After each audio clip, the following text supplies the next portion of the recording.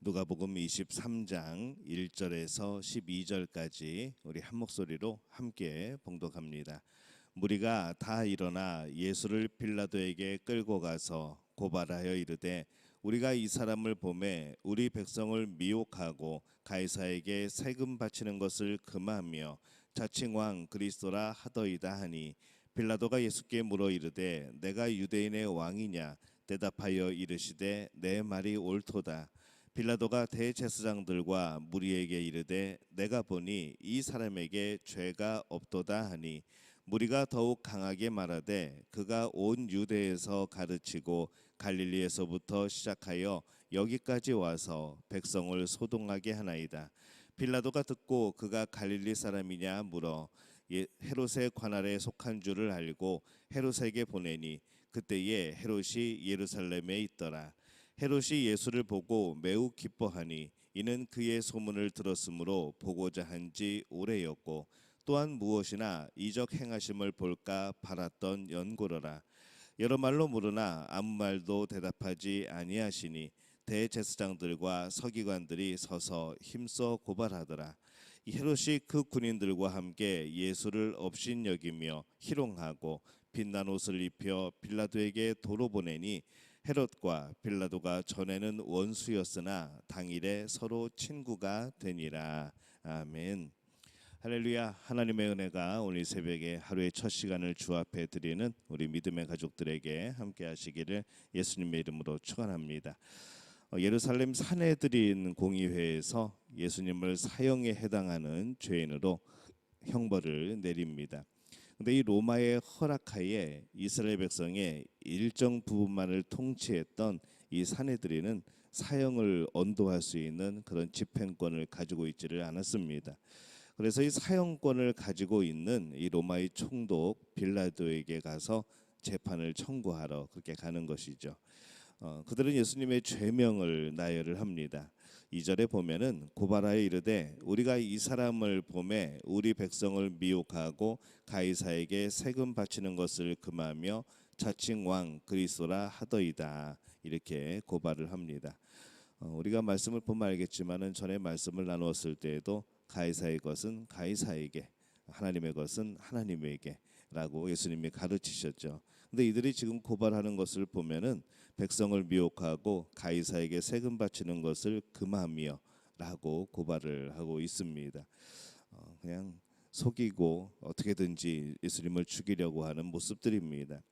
백성을 미혹하고 난동을 꾀하고 이 세금 바치는 것을 금하고 스스로를 왕이라 하는 것은 사실은 로마의 당국의 입장에서 보면은 매우 위험한 것이고 반란에 가까운 겁니다. 그런데 이 빌라도는 사내들인 사람들의 고발을 그대로 받아들이질 않습니다. 그대로 고지듣지 않고 이들의 또 다른 그런 생각들이 있구나, 계획들이 있구나라고 생각을 합니다.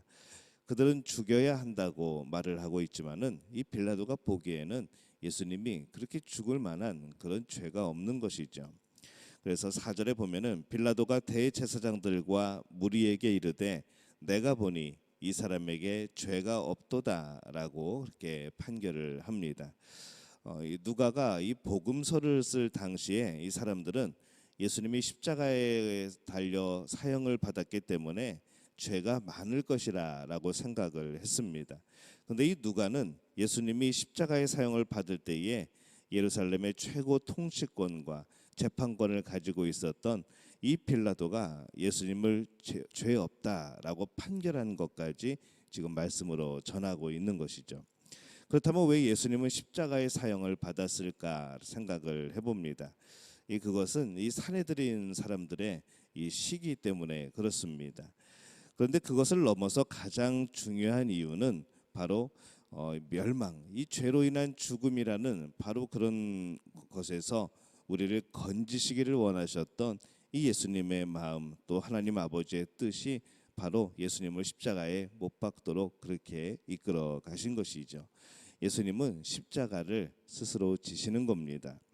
예수님은 죄 때문에 십자가에서 죽습니다. 그런데 그 죄가 자신의 죄가 아니라 바로 우리 모든 인류의 죄인 것이죠. 지금 자신을 죽이라고 고발하고 있는 그 사람들까지 포함하여서 이 불쌍한 모든 사람들을 구원하고자 이 예수님께서 모든 고난의 길을 가고 계십니다. 예수님은 당시의 법에 의해서도 이 죽을 죄는 없었습니다. 당시의 세상법을 어기지 않았을 뿐만 아니라 이 세밀한 하나님의 법도 어기지 않았던 것이죠. 그분은 더욱더 거룩하게 사셨고 또 성결하게 정결하게 또 사셨습니다. 빌라도의 재판은 예수님을 무죄라고 선언을 합니다.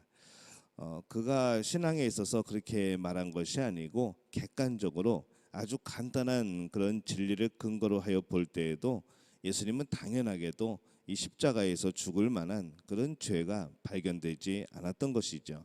그렇기 때문에 이 빌라도는 무죄를 선고를 합니다.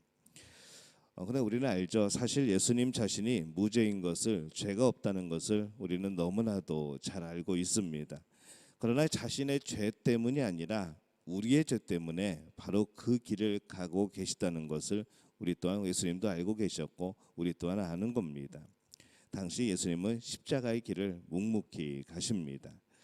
이때 당시에 이스라엘 지역은 네 부분으로 나뉘어져 있습니다. 3명의 분봉왕, 그리고 1명의 로마 총독, 로마에서 파견한 총독이죠. 그렇게 4명이 이제 다스리고 있었는데, 마침 예수님의 고향인 이 갈릴리는 헤롯이 통치하는 바로 그런 지역이었습니다. 그리고 헤롯은 유월절을 맞이하여서 이 예루살렘에 와 있었고, 그래서 빌라도는 자신이 무죄라고 재판한 이 예수님에 대한 이 산헤드린 사람들이 그냥 강하게 항의를 하자 헤롯에게 재판을 넘겨버립니다. 헤롯을 존중하는 그런 명분도 있는 것이죠. 그래서 이 예수님에 대한 재판은 이제 빌라도에서 헤롯에게로 넘어갑니다. 그래서 예수님은 또 한 번의 재판을 받으시죠. 근데 이러한 또 한 번의 재판은 어떻게 보면은 뭐 이리저리 정말 안타깝게도 끌려다니는 예수님의 모습을 보이기도 하지만은 다른 한편으로는 또 한 번 예수님의 무죄를 증거하는 그러한 사건으로 기록이 되고 있습니다. 헤롯도 역시 예수님의 재판에 대해서 무죄를 선고를 합니다. 현재 재판이 진행되고 있는 이 예루살렘은 빌라도의 통치의 지역입니다. 그렇기 때문에 또 다시 빌라도에게로 또 넘어가는 것이죠. 이 헤롯은 세례 요한을 죽였던 인물입니다. 결코 선한 사람이 아닙니다.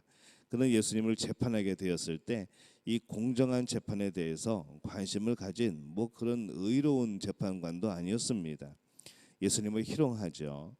11절에 보면은 헤롯이 그 군인들과 함께 예수를 업신여기며 희롱하고 빛난 옷을 입혀 빌라도에게 도로 보내니, 그런 사람이었습니다.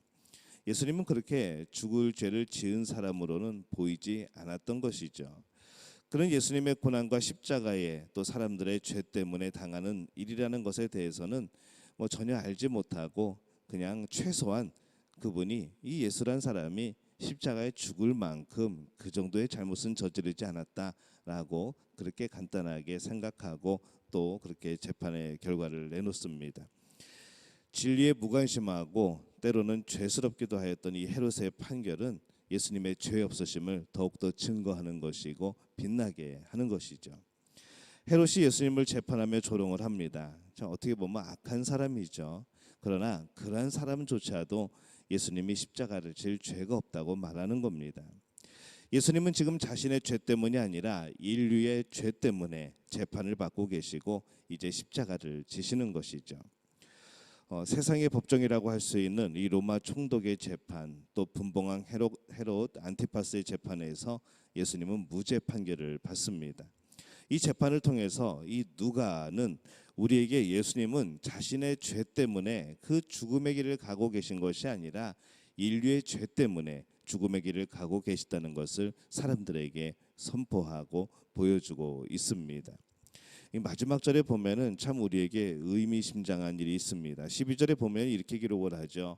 헤롯과 빌라도가 전에는 원수였으나 당일에 서로 친구가 되니라. 이 참 어떻게 보면은 참 쓴웃음을 짓게 하는 그러한 한 구절입니다.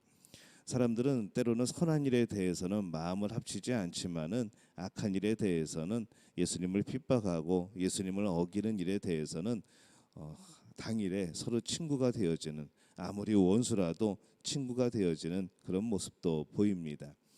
정말 하나님이 기뻐하시는 모습은 평소에는 친하지 않더라도 그날만큼은 하나님께 향한 그런 일을 할 때만큼은 또 하나님을 앞에서만큼은 서로가 서로를 향하여서 이 선한 모습으로 하나가 되어야 되는데 이 오늘 모습을 보면은 이 빌라도와 헤롯은 악한 일에 대해서 그날 당일에 마음을 같이 하는 것을 봅니다.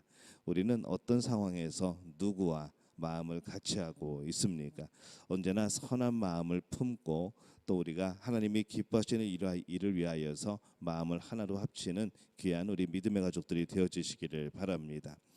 이스라엘 사람들의 시기와 그런 적대감 때문에 예수님을 십자가에 못 박으려는 많은 군중들이 있었고 그것에 대해서 될 수 있으면은 책임을 지지 않으려고 하는 빌라도와 헤롯의 모습이 있었고 또 우리가 알고 있듯이 예수님은 그런 가운데서도 묵묵하게 그 십자가의 길을 가시는 것을 우리가 봅니다. 오늘 우리의 모습은 과연 어떤 사람들의 모습인지 돌이켜보게 됩니다. 헤롯이나 빌라도의 그런 모습, 그런 시각으로 예수님을 바라보고 있지는 않은지, 또 많은 군중 예수님을 십자가에 못 박으라고 하는 그런 사람들의 관점에서 예수님을 보고 있지는 않은지, 정말 예수님의 그 사역, 우리 죄를 대속하여서 십자가를 지시는 바로 그분의 그런 모습, 그분의 관점, 이 신앙적인 모습으로 우리는 예수님을 바라보고 있는지 오늘 우리가 우리 삶의 자리에서 그 위치를 한번 점검해 볼 수 있기를 바랍니다. 바라기는 우리 믿음의 가족들이 예수님의 십자가에 지시는 진정한 의미, 또 그것이 바로 나를 위한 예수님의 그 사랑과 그 마음인 것을 고백하는 복된 우리 믿음의 가족들이 되어지시기를 예수님의 이름으로 축원합니다.